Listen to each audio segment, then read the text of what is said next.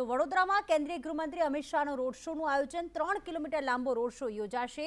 SRP સહિત 800થી વધુ police જવાનો ખડે પગે રહેશે। રોડ શોમાં 50,000થી વધુ શહેરીજનો પણ જોડાશે। તો કલમ 370ની નાબૂદી અને 2036 ઓલિમ્પિકની થીમ પર આ રોડ શોનું આયોજન કરવામાં આવ્યું છે।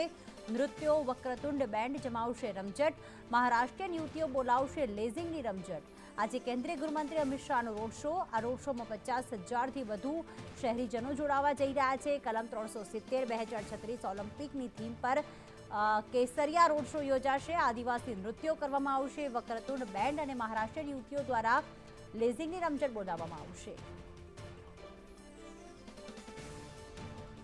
એસઆરપી સહિત 800થી વધુ પોલીસ જવાનો ખડે પગે રહેશે। રોડ શોમાં 50,000થી વધુ શહેરીજનો પણ જોડાશે। તો કલમ 370ની નાબૂદી અને 2036 ઓલિમ્પિકની થીમ પર આ રોડ શોનું આયોજન કરવામાં આવ્યું છે। નૃત્યો, વક્રતુંડ બેન્ડ જમાવશે રમઝટ, મહારાષ્ટ્રીયન યુવતીઓ બોલાવશે લેઝિંગની રમઝટ।